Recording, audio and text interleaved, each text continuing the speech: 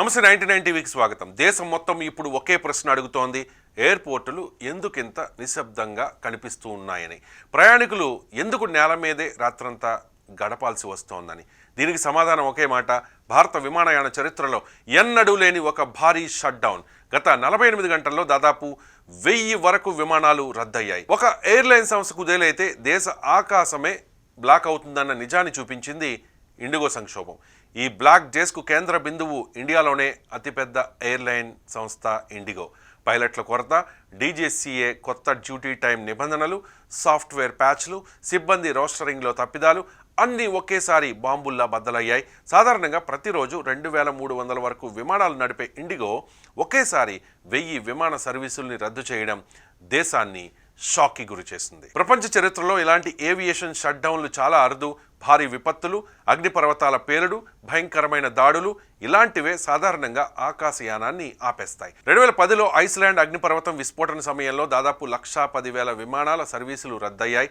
అటు తర్వాత 2001లో 9/11 దాడులు, అమెరికాలో 4,000కు పైగా విమానాలు ఎక్కడికక్కడ నిలిచిపోయాయి. 2020లో కోవిడ్ సంక్షోభం ప్రపంచం మొత్తం స్తంభించిపోయింది. దాదాపు 38 మిలియన్ విమాన సర్వీసులు రద్దయ్యాయి. 2022లో అమెరికా సౌత్ వెస్ట్ కుప్పకూలింది. 10 రోజుల్లో 16,000 ఫ్లైట్లు క్యాన్సిల్ అయ్యాయి. 2023లో Britain air traffic control failure అయింది. 2,000 విమాన సర్వీసులు రద్దయ్యాయి.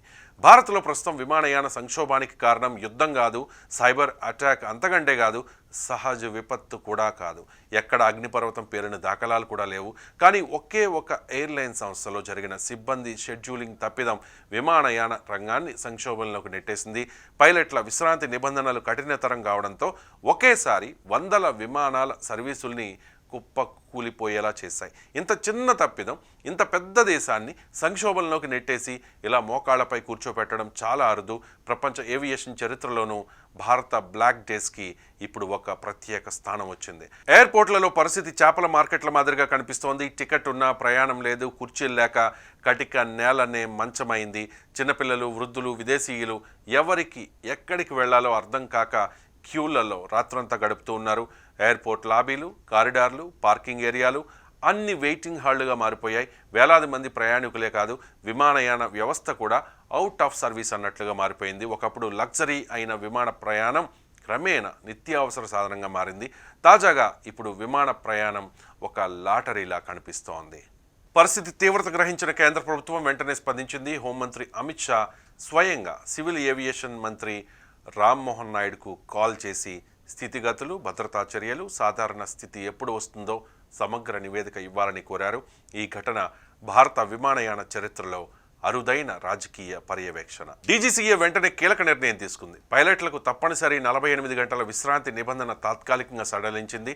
అంటే క్రూ మళ్లీ అందుబాటులోకి రావడం, ఆపరేషన్లు క్రమంగా పునరుద్ధరణకు అవకాశం ఏర్పడింది. నిపుణుల మాటల్లో చెప్పాలంటే ఇది కేవలం ఒక ఎయిర్లైన్ సమస్య కాదు, ఒక కంపెనీ సమస్య కాదు, ఒక దేశ వ్యవస్థలోని లోపం బయటపడిన రోజు ఇది.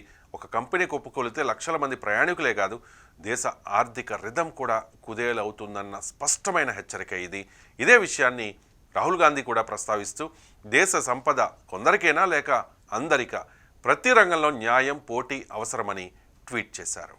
ఇప్పుడు దేశం ఎదురు చూస్తోన్న ప్రశ్న ఒక్కటే, సాధారణ పరిస్థితులు ఎప్పుడొస్తాయని. ఇండిగో చెబుతోంది మరో 48 గంటలు కావాలంటూ. కానీ ప్రజల నమ్మకానికి ఇప్పటికే బీటలు పడ్డాయి. ప్రయాణికులు చెబుతోన్న మాట ఒక్కటే, ఆకాశంలో కూడా బ్లాక్ డేస్ వచ్చేసాయా అని. ఇది తాత్కాలిక సమస్యనా లేక భారత విమానయాన వ్యవస్థలోని బలహీనతలను బయటపెడుతోన్న కొత్త అధ్యాయమా? వేచి చూద్దాం.